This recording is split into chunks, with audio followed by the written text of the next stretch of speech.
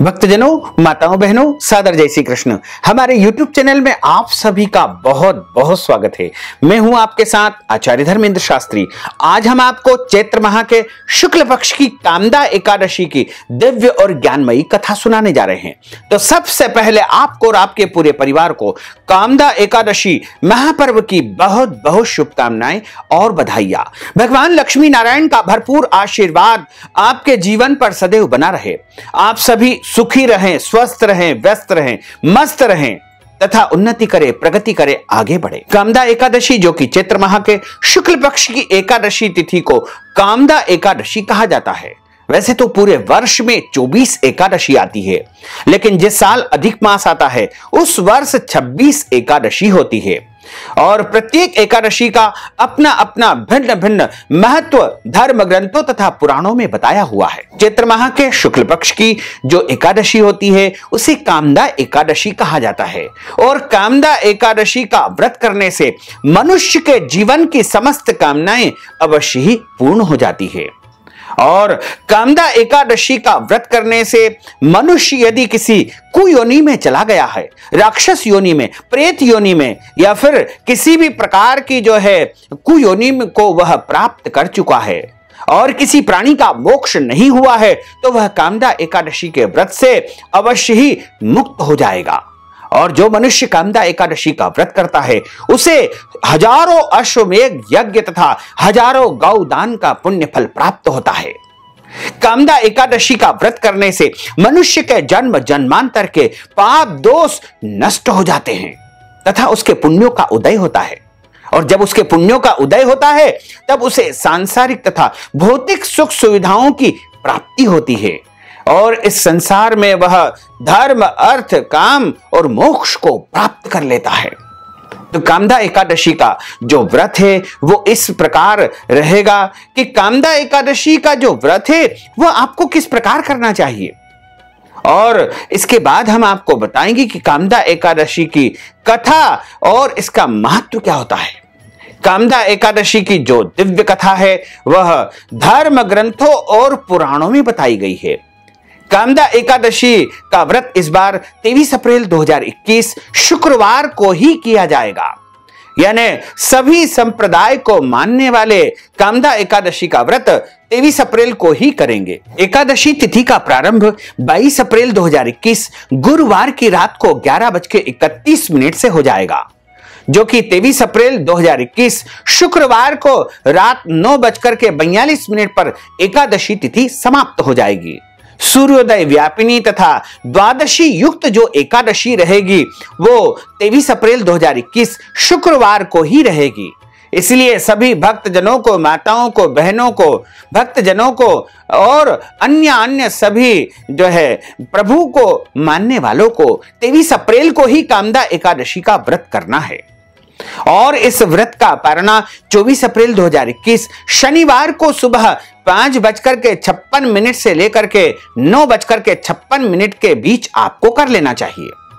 तथा जो मनुष्य एकादशी का व्रत करता है उसको दशमी तिथि के दिन एक समय भोजन करना चाहिए और दशमी तिथि के दिन चावल का उपयोग बिल्कुल नहीं करना चाहिए। उस दिन आप रोटी, दाल या अन्य शुद्ध सात्विक भोजन करें। एक समय भोजन दशमी तिथि को करना चाहिए तथा दशमी तिथि को लहसुन, प्याज, मांस, मदिरा का उपयोग बिल्कुल नहीं करना चाहिए और दशमी तिथि के दिन ब्रह्मचर्य व्रत का पालन करना चाहिए। दशमी तिथि के दिन अभक्ष भक्षण का उपयोग बिल्कुल नहीं करना चाहिए तथा एकादशी को सुबह जल्दी उठे ब्रह्म मुहूर्त में, यानी सुबह 4:30 से लेकर के 5:30 के बीच में स्नान आदि नित्य कर्म से निवृत्त होकर के पूजन अर्चन कर लेवे। उसके बाद भगवान सूर्य देव को जल चढ़ा देवे तथा हाथ में जल लेकर के संकल्प करे। संकल्प में सबसे पहले भगवान विष्णु का 3 बार नाम उच्चारण करे। उसके बाद कहे कि आज मैं कामदा एकादशी का व्रत करने जा रहा हूं या करने जा रही हूं। अपना नाम तथा गोत्र का उच्चारण करे और उस संकल्प में आपको एक सुपारी, कुछ पैसे, पीला फूल, तुलसी पत्र रखना चाहिए और वो संकल्प प्रभु को समर्पण कर देवे। उसके बाद आपका व्रत प्रारंभ हो जाएगा और कामदा एकादशी के दिन अपनी श्रद्धा तथा भक्ति के अनुसार भगवान का पूजन अर्चन करे, भगवान का श्रृंगार करे, उन्हें नए वस्त्र धारण करवाए और यदि संभव हो तो कलश का पूजन करे। आप जिस प्रकार चाहें उसी प्रकार प्रभु का पूजन तथा अर्चन आप कर सकते हैं। एकादशी के दिन मनुष्य को अन्न का सेवन नहीं करना चाहिए। इस दिन चावल का उपयोग नहीं करना चाहिए। चावल घर में न तो बनाना चाहिए, न ही किसी को चावल भी उस दिन नहीं खाना चाहिए। तो चावल का उपयोग करना एकादशी के दिन वर्जित माना जाता है तथा एकादशी के दिन सर्वोत्तम फलाहार जो बताया है वो दूध या दूध से बनी मिठाई तथा फल ही सर्वोत्तम फलाहार माने गए हैं। इसके अलावा इसमें फलाहारी नमक का उपयोग करना चाहिए। नमक से बनी हुई वस्तु का एक समय उपयोग करें तथा उस दिन शुद्ध और सात्विक तरीके से और अपने घर को पूरा साफ सुथरा करके ही फलाहार तैयार करें। और जो फलाहार आपने तैयार किया है अपने स्वयं के लिए, उसको पहले तुलसी जी रख करके प्रभु को समर्पण करें, क्योंकि प्रभु को समर्पण किए बिना कोई भी वस्तु मनुष्य को अंगीकार नहीं करना चाहिए। हमेशा ध्यान रखें कि प्रभु को समर्पण करने के बाद में प्रसाद रूप में ही भक्त को वह वस्तु ग्रहण करना चाहिए, जिससे मनुष्य को किसी भी प्रकार का कोई दोष नहीं लगता है। इस प्रकार आपको एकादशी के दिन लड़ाई झगड़ा नहीं करना है, वाद विवाद नहीं करना है। पूरे परिवार के साथ में प्रेम का व्यवहार उस दिन आपको करना चाहिए। एकादशी के दिन किसी भी प्राणी मात्र को कष्ट नहीं पहुंचाना चाहिए। एकादशी के दिन घर के बड़े बुजुर्ग, माता पिता, सास ससुर का अनादर नहीं करना चाहिए, उनका अपमान नहीं करना चाहिए, उनका दिल नहीं दुखाना चाहिए, उनकी सेवा करनी चाहिए। और एकादशी के दिन यदि आपके घर कोई भी याचक, भिखारी, मांगने वाला या जरूरतमंद व्यक्ति आता है तो उसे खाली हाथ नहीं लौटाना चाहिए, कुछ न कुछ उसे दान पुण्य अवश्य ही करना चाहिए। एकादशी के दिन ब्रह्मचर्य व्रत का पालन करें। एकादशी के दिन शरीर के अंग के कोई भी बाल न काटे, यानी उस दिन दाढ़ी कटिंग, सेविंग इत्यादि बिल्कुल नहीं करना चाहिए। एकादशी के दिन झूठ नहीं बोलना चाहिए। एकादशी के दिन क्रोध नहीं करना चाहिए। एकादशी के दिन पेड़ पौधों को नहीं काटना चाहिए। तुलसी जी एक दिन पहले ही आपको तोड़ करके रख लेनी चाहिए। एकादशी के दिन साधु संत, ब्राह्मण या फिर भगवान की निंदा बिल्कुल नहीं करना चाहिए। और एकादशी के दिन घर में यदि आप व्रत नहीं भी करते हैं तो चावल, लहसुन, प्याज, मांस, मदिरा का उपयोग बिल्कुल नहीं करना चाहिए। एकादशी के दिन अभक्ष भक्षण का उपयोग बिल्कुल भी घर में नहीं होना चाहिए। और एकादशी के दिन गौ माता की सेवा करना चाहिए। और जो मनुष्य एकादशी का व्रत करता है उसे रात्रि जागरण करना चाहिए। पूरी रात यदि नहीं जाग सकते हैं तो 1 पहर, 2 पहर, 3 पहर या 4 पहर, जितना भी आपके लिए संभव हो सके उतना जागरण करके भगवान का भजन करें, भगवान का कीर्तन करें, भगवान के मंत्रों का जाप करें, या फिर भगवान के स्तोत्रों का पाठ आप कर सकते हैं, या फिर भगवान के पवित्र भजन कीर्तन आपको श्रवण करना चाहिए। श्री गोपाल सहस्त्रनाम, श्री विष्णु सहस्त्रनाम या श्री भागवत जी या फिर श्रीमद् भगवत गीता या फिर अन्य कोई भी भगवान के पवित्र नाम या भगवान के पवित्र स्तोत्रों का पठन, पाठन या श्रवण आपको करना चाहिए। और जो मनुष्य एकादशी का व्रत करता है उसे द्वादशी के दिन ही व्रत का पारणा करना चाहिए। यदि माताएं, बहनें मासिक धर्म में रहती है तो उनको भगवान का पूजन अर्चन नहीं करना है, भगवान का स्पर्श एकादशी के दिन नहीं करना है, केवल वो व्रत रख सकते हैं। साथ ही जिनके घर में सूतक होता है, यानी जन्म अथवा मृत्यु का यदि सूतक अनायास अचानक आ जाता है, ऐसी स्थिति में भगवान का स्पर्श न करे, भगवान का पूजन न करे, केवल भगवान का स्मरण करते हुए और मानसिक रूप से उनका ध्यान करे तथा व्रत का पालन करे। और जिनके घरों में कोई गर्भवती माताएं, बहनें रहती है वो भी यदि चाहें तो व्रत का पालन कर सकती है, लेकिन अच्छी प्रकार से फलाहार ग्रहण करके ही उनको व्रत का पालन करना चाहिए, क्योंकि उनके उदर में, पेट में एक बच्चा पल रहा है, उसका ध्यान रखते हुए उन्हें व्रत का पालन करना चाहिए।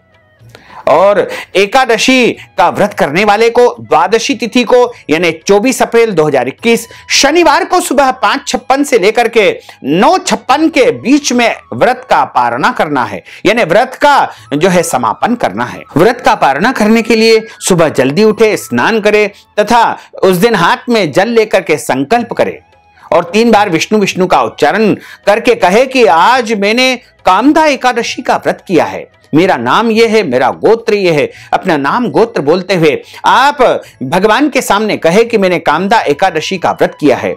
हे प्रभु, मेरे द्वारा जाने में अनजाने में कोई भी इस व्रत के दौरान त्रुटि हो गई हो, गलती हो गई हो तो मुझे अबोध बालक जान करके क्षमा कर देना तथा मेरे जीवन की समस्त कामनाओं को पूर्ण करना।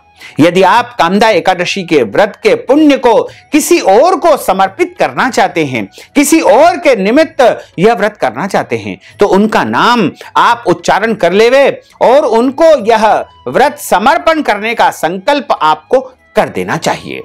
इस प्रकार व्रत का पालन करना है तथा जो मनुष्य व्रत करता है उसे कामदा एकादशी की दिव्य और ज्ञानमयी कथा भी जरूर सुनना चाहिए।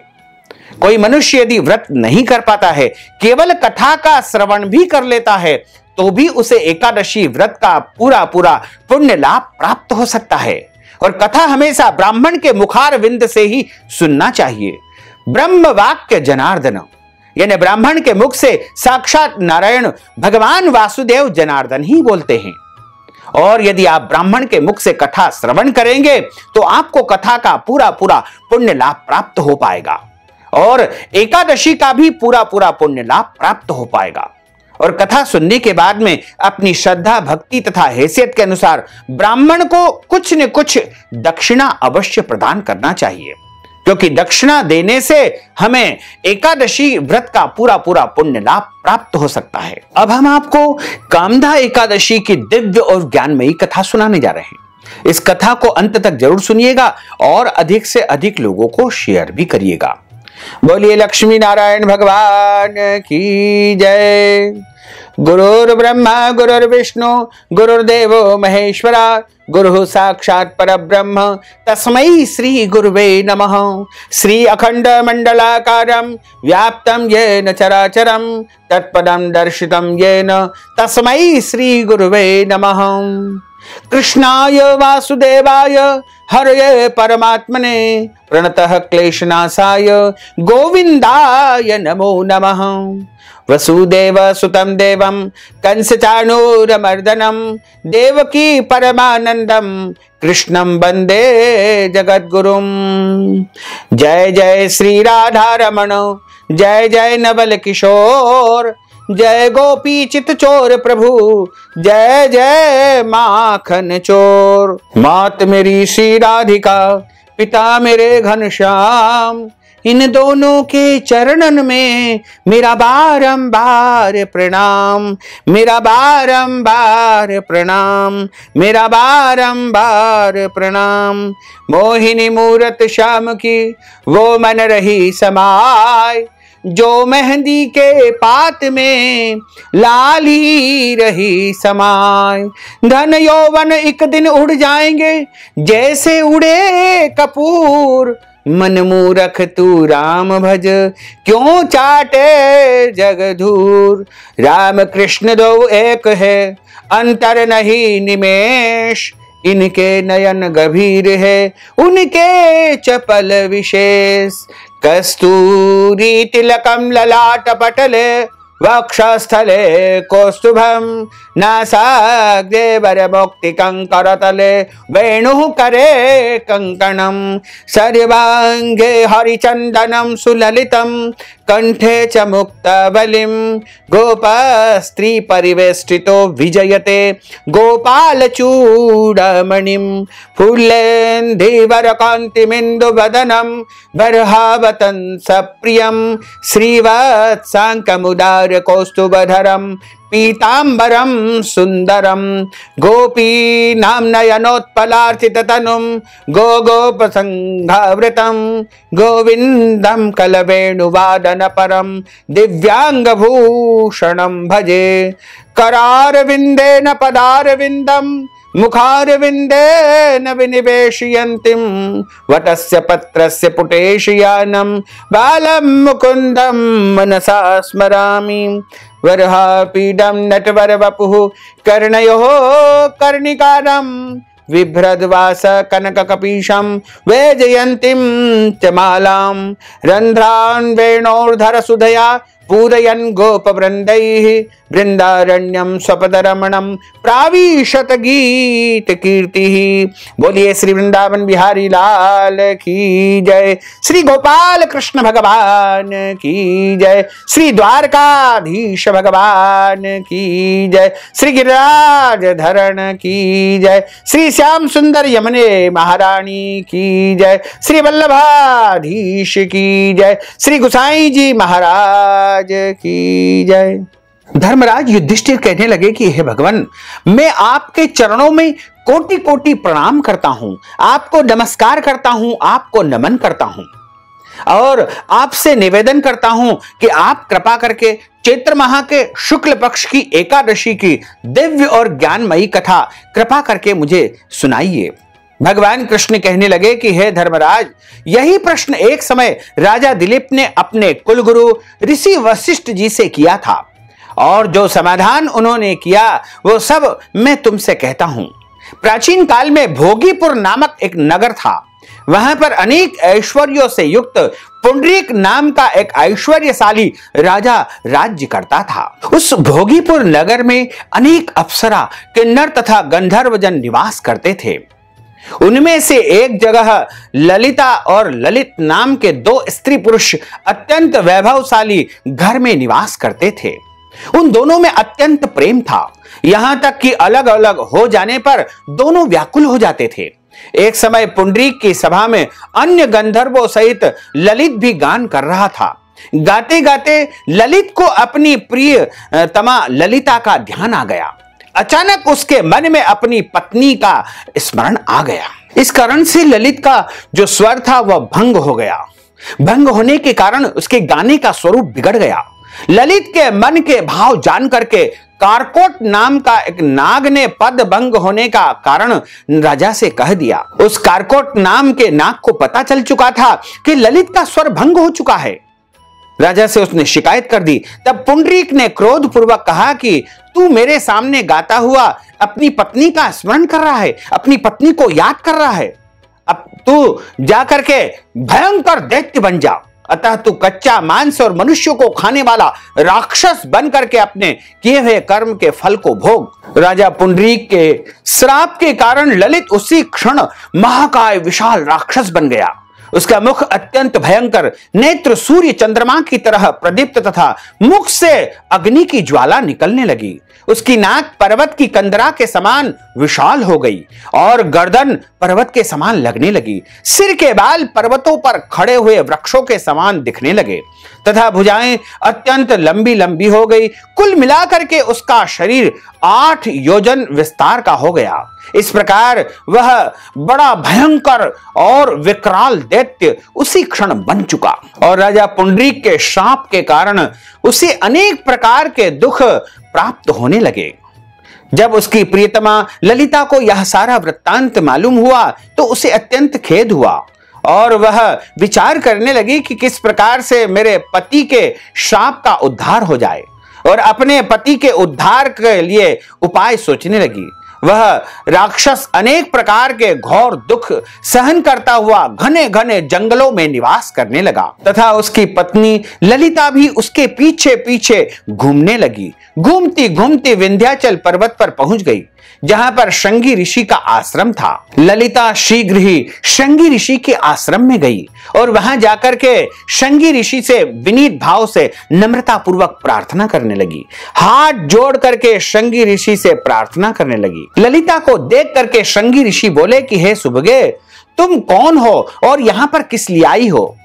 ललिता बोली कि हे महामुनि, मैं सबसे पहले तो आपको प्रणाम करती हूं और मेरा नाम ललिता है। मेरा पति राजा पुंडरीक के शाप से विशालकाय भयंकर राक्षस बन चुका है। इसका मुझे बड़ा भारी दुख हो रहा है और मैं आपसे आज प्रार्थना करती हूं कि उसके उद्धार का कोई तो उपाय होगा। आप तो महामुनि है, महर्षि है, आप तो सर्वोत्तम उपाय जानते होंगे। इसलिए मैं आपसे निवेदन करती हूं कि मैं एक गंधर्व कन्या हूं और मैं अपने पति के उद्धार का उपाय आज आपसे जानना चाहती हूं। तब श्रृंगी ऋषि बोले कि हे गंधर्व कन्या, मेरी बात को परम ध्यान से सुनो। मैं तुम्हारे पति के उद्धार का एक सर्वोत्तम उपाय बताने जा रहा हूं। अब चैत्र माह के शुक्ल पक्ष की एकादशी आने वाली है और उस एकादशी का नाम कामदा एकादशी है। इस एकादशी का व्रत करने से मनुष्य के सारे कार्य सिद्ध हो जाते हैं। यदि तू कामदा एकादशी का व्रत करके उसके पुण्य का फल अपने पति को प्रदान कर देगी तो वह शीघ्र ही राक्षस योनि से मुक्त हो जाएगा और राजा का श्राप भी शांत हो जाएगा। मुनि के ऐसे वचन को सुनकर के ललिता ने चैत्र माह के शुक्ल पक्ष की एकादशी आने पर उसका व्रत किया और द्वादशी को ब्राह्मणों के सामने बैठ करके अपने व्रत का फल अपने पति परमेश्वर को प्रदान करती हुई बोली कि हे भगवान, मैंने आज कामदा एकादशी का व्रत किया है और मेरे द्वारा व्रत के दौरान जो भी त्रुटि हो गई हो तो उसे आप क्षमा करना और मेरा संपूर्ण पुण्य फल जो कामदा एकादशी का व्रत का है उसे मैं अपने पति को समर्पण करती हूं और मैं चाहती हूं कि मेरा पति राक्षस योनि से मुक्त हो जाए। एकादशी का फल देते ही उसका पति राक्षस योनि से मुक्त होकर के अपने पुराने स्वरूप को प्राप्त हो गया। फिर अनेक सुंदर वस्त्र आभूषणों से युक्त होकर के वह ललिता के साथ में विहार करने लगा। उन दोनों के कामदा एकादशी के पुण्य के प्रताप से एक सुंदर विमान उनके लिए आता है। उस विमान में बैठ करके ललित और ललिता दोनों स्वर्ग लोक को चले गए। वशिष्ठ मुनि कहने लगे कि हे राजन, इस व्रत को विधि पूर्वक करने से मनुष्य के जन्म जन्मांतर के सारे पाप समाप्त हो जाते हैं और जब मनुष्य के पाप समाप्त हो जाते हैं तब उसके पुण्यों का उदय होता है और जब उसके पुण्यों का उदय होता है तब उसे सांसारिक सुखों की प्राप्ति होती है और इस जीवन में धर्म, अर्थ, काम और अंत समय में वह मोक्ष को प्राप्त करके भगवान के परम धाम को प्राप्त कर लेता है। संसार में कामदा एकादशी से बढ़ करके कोई दूसरा व्रत नहीं है। कामदा एकादशी की इस कथा को जो मनुष्य सुनता है, सुनाता है, उसको वाजपेयी यज्ञ का फल प्राप्त होता है और उसके जीवन की समस्त कामनाएं अवश्य ही पूर्ण हो जाती है। बोलिए लक्ष्मी नारायण भगवान की जय। अच्युतम केशवम राम नारायणम कृष्ण दामोदरम वासुदेवम हरे श्रीधरम माधवम गोपिका वल्लभम श्री जानकी नायकम श्री रामचंद्रम भजे जानकी मनोहरम सर्वलोक नायकम श्री शंकरादि सेवितम पुण्य नाम कीर्तनम श्री राम राम राम राम राम नाम तायकम राम कृष्ण वासुदेवा भक्ति मुक्तिदायकम राम कृष्ण वासुदेवा भक्ति मुक्तिदायकम राम कृष्ण वासुदेवा भक्ति मुक्तिदायकम राम कृष्ण वासुदेवा भक्ति मुक्तिदायकम राम कृष्ण वासुदेवा भक्ति मुक्तिदायकम राम कृष्ण वासुदेवा भक्ति मुक्तिदायकम। बोलिए श्री वृंदावन बिहारी लाल की जय, गोपाल कृष्ण भगवान की जय, श्री गिरिराज धरण की जय, श्री द्वारकाधीश भगवान की जय, श्री श्याम सुंदर यमुने महारानी की जय, श्री वल्लभाधीश की जय, श्री गोसाई जी महाराज की जय। धर्म की जय हो, अधर्म का नाश हो, प्राणियों में सद्भावना हो, विश्व का कल्याण हो, सनातन धर्म की जय हो, गौ माता की जय हो, नगर बस्ती की जय हो, आज के आनंद की जय हो, कल के आनंद की जय हो, परसों के आनंद की जय हो, बरसों बरसों के आनंद की जय हो। ओम नमः पार्वती पते हर हर महादेव